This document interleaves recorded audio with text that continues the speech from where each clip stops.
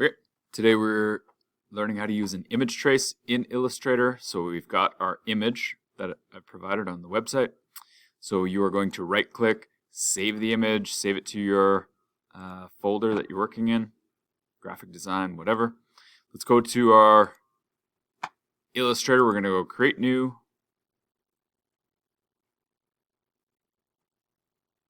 And for this one, I'm just going to call this image trace test 1.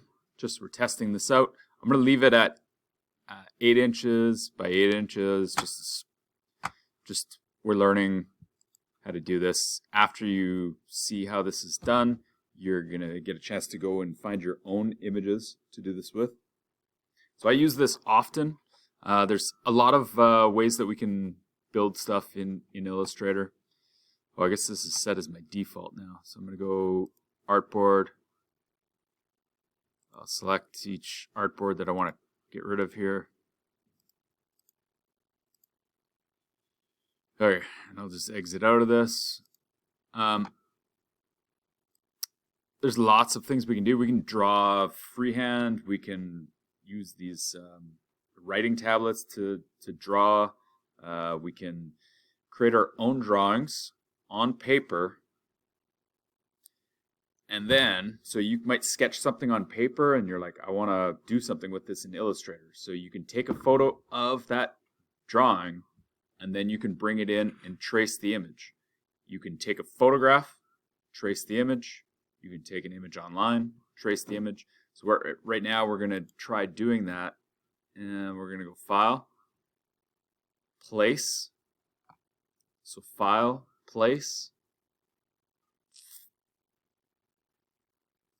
Now, everything that you might want to use an image trace for, it might depend on the complexity of the image, the background. If you're just drawing something on a piece of paper with a pencil and you draw a little character, it'll be really easy to trace that because there's not a lot of noise happening in the background. If you're taking a picture where there's a lot of stuff happening in the background, it might be difficult to cut it out, but it always depends on what part you're trying to cut out. Sometimes you can change an image in Photoshop if you want to lighten up the lights and darken the darks to make the contrast. The greater the contrast, the easier it is to trace, actually. I should leave it at that. We'll go to our image here. This is Elf on the Shelf. So when we go to bring this in, it wants to know where we want to drop that image. So if I hold down Shift, I can resize this. I'm just showing you that if your image is too large when you place it in here, you can resize it. So I'm just going to zoom in a little bit. We know that the quality of this is decent because we can zoom in quite a bit. So again, I'm zooming in a lot here and we start to see these squares. These squares are pixels. I've stated this before. So the big difference between vector graphics and images, if I keep zooming into this, so I'll just kind of zoom into his hairline here and his eye, we can see all these squares. These are the pixels that I was talking about. So with an image, we can only resize this to a certain degree without seeing that pixelation in there. But when we create a vector graphic, we can zoom in as much as we want and we won't lose that detail. So I'm going to just use the selection tool. We'll have this selected. We're going to click on image trace. Now the image trace at the beginning is just going to do kind of a default setting. So it traced this image in black and white. So it's not great. I know what the image is because I just saw it, but if I were to look at this for the first time, you're going to show somebody this, hey, look at this. It's an Elf on the Shelf. They're like, okay. So this little box here, this image trace panel, I don't know why this isn't in our properties when we're using this. Seems like an odd place to put it, but you click on this panel and then you have a lot of options in here, especially when you open up the advanced options here. So we've got our tracing result. Mode is in black and white. But we can change the threshold of this. But right now, let's just go to color. So I click on color, it starts figuring out what's in the image. And then there we go. We've got part of the image drawn, or in this case, it kind of looks like a painting. So I look over here, it says the palette's limited. We have some options in here. I can switch to automatic.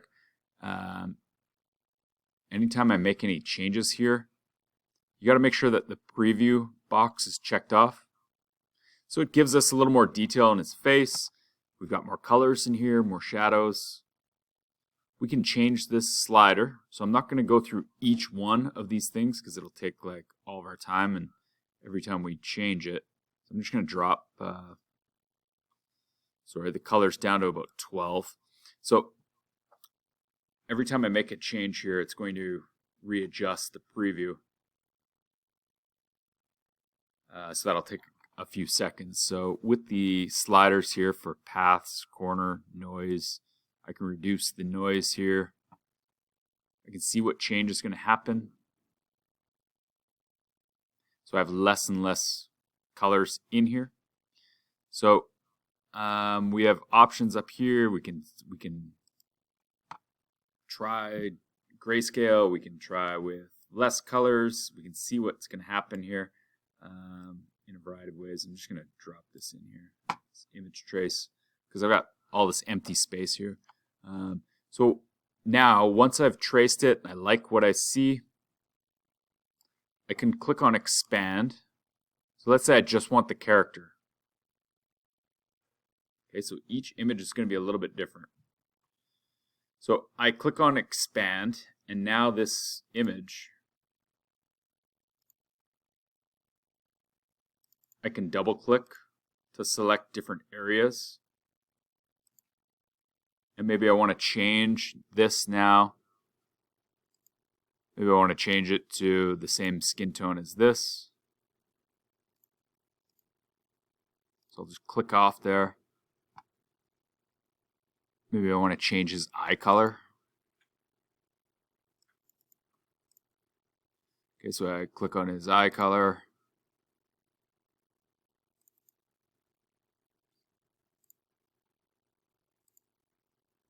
I'll change his eye color to green. I could zoom in and do this a little bit quicker, but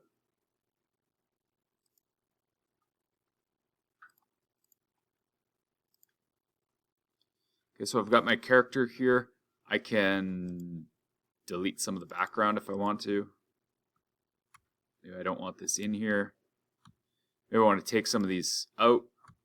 Maybe I want to select all the pieces of the elf now that I've put him together and put him on one layer.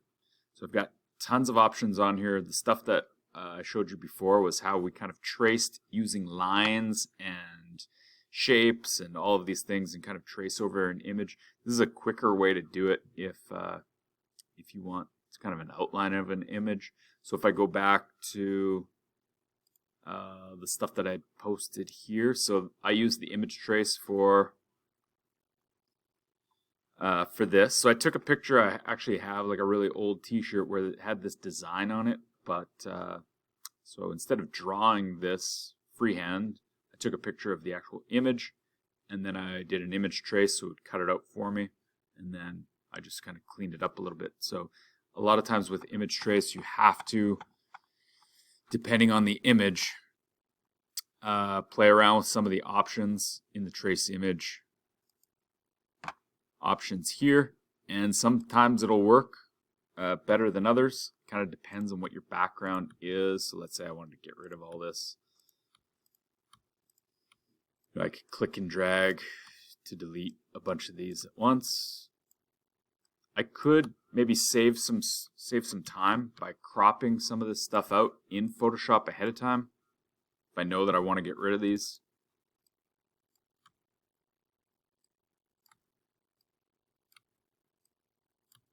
And maybe I just want to have this character, and then I want to maybe change it to a single color. Maybe I want the outline of just this color, this character. So there's lots of options. That's it for for this lesson, I just want to introduce the image trace. We are going to play around with it a little bit more when we create our minimal movie posters. So that is the next thing that we're going to be working on, and we're going to start that on Monday. So I would like you to finish up your shirt graphic number 2, because I don't anticipate that one taking very long, because the hardest part is actually finding what lyrics or what quotes you want for your t-shirt, and then figuring out what fonts will work best with that. So again, we want it to emphasize some words. So I would recommend that you instead of just putting one line in one font and another line in a different font, that might work for your lyrics. You may decide that you just want one word to be in a different font that kind of stands out. That font is artistic, etc. And then next week we're going to work with creating our minimal movie posters, and we're going to work on that probably for at least a week. And I'm not sure if we can fit something else in before the break. But then after the break, we are going to be in remote learning for 2 weeks, and then we come back, and then I think we have 2 weeks, and then we have like an assessment week. So there's still lots that I want to do in this. We'll see how much we can cram in. I don't know. I would like to do the comic book one where you're actually going to take your own image and you're going to use an image trace, and you're going to like make yourself into a comic book character. So I still want to add that one in terms of how much we can fit in. I'm not sure, but again, make sure you can download Illustrator at home if you have not. I think that's it for today.